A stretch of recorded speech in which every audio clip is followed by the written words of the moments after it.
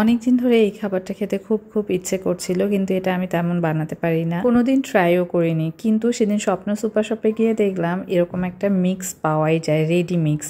তো ভাবলাম এটা রান্না করাই যায়। আসসালামু আলাইকুম, আতিফা শামসের নতুন একটি কুকিং ব্লগে আপনাদের সবাইকে স্বাগতম। যেহেতু এটা রেডি মিক্স, ভাবলাম পারাই যাবে এটা, আর তাই নির্দেশনা অনুযায়ী আমি কাজ করা শুরু করে দিলাম। প্রথমে ওরা বলেছে চালটা জাস্ট সিদ্ধ করতে হবে, আর চালটা যেহেতু সিদ্ধ করতে হবে আমি খুব কনফিউজ ছিলাম চালটা কি ধুবো না ধুবো না। পরে দেখলাম চালটা যেহেতু কালারিং করা আছে, এটা ধুইলে সবগুলো কালার নষ্ট হয়ে যাবে। তো এজন্য আমি ওই র ম্যাটেরিয়ালটাই দিয়ে দিলাম, মানে প্যাকেটটা খুলে জাস্ট চালটা দিয়ে দিলাম আর তার মধ্যে পানি দিয়ে দিলাম। এখানে বলা ছিল যে 1.5 লিটার পানি দিতে হবে, তো আমি মেপে 1.5 লিটার পানি দিয়েছি। আমার কাছে মনে হয়েছে এটার কালারটা একটু বেশি ছিল, মানে যদি আমি ন্যাচারালি একদম পিওরভাবে জর্দা পোলাও কখনো রান্না করি তাহলে আমি এতটা বেশি ফুড কালার কখনোই ইউজ করব না। চাল সিদ্ধ করার পরে এটাকে আমি স্ট্রেনারে রেখে দিয়েছিলাম পানি ঝরে পড়ার জন্য। পানি ঝরে যাওয়ার পরে এর মধ্যে এরা যে চিনির প্যাকেটটা দিয়েছে সেই পুরো প্যাকেটটা ঢেলে দিতে হবে। রান্না করার পর আমার মনে হয়েছে যে এই পরিমাণ চিনি না দিলেও হতো, কারণ এই চিনিটা একটু বেশি ছিল পরিমাণে। আর যেহেতু আমি প্রথমবার করছি আমি বুঝতে পারিনি, আমি দেখলাম যে তারা যা যা দিয়েছে আমি সবটুকুই ঢেলে দিয়েছি। রাইসের সাথে চিনির মিশ্রণটি ভালোভাবে নেড়ে চুলায় চড়িয়ে দিতে হবে। পানিটা শুকিয়ে গেলে তার মধ্যে ঘি দিয়ে দিতে হবে। ঘি দেওয়ার ফুটেজটা আমি নিতে ভুলে গিয়েছিলাম। এখানে মোরব্বা দিয়ে দিয়েছি এক্সট্রা করে, কারণ মোরব্বা আমার খুব পছন্দের। আর পরিশেষে একদম নামানোর আগ দিয়ে দিতে হবে গুঁড়া দুধ।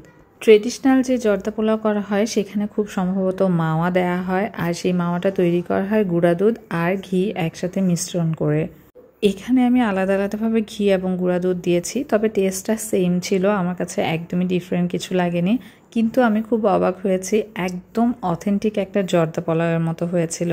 আরেকটা জিনিস দিতে আমি টোটালি ভুলে গিয়েছি, সেটা হচ্ছে তারা বলেছে কমলার রস অথবা লেবুর রস দিতে, যেটা আমি একদমই ভুলে গিয়েছিলাম। পরবর্তীতে যখন মনে পড়েছে তখন অবশ্য আমি একটু লেবুর রস দিয়েছি।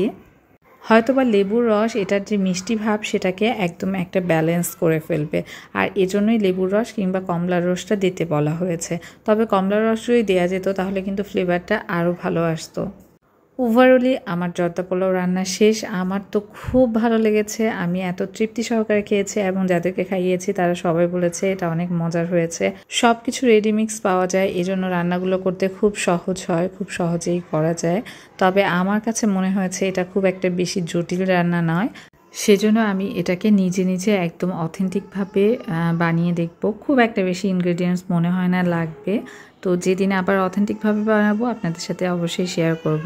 আমার রান্নাগুলো আপনাদের কেমন লাগে অবশ্যই কমেন্ট করে জানাবেন। সেই পর্যন্ত সবাই ভালো থাকবেন, সুস্থ থাকবেন, আমার জন্য অনেক দোয়া করবেন। আসসালামু আলাইকুম।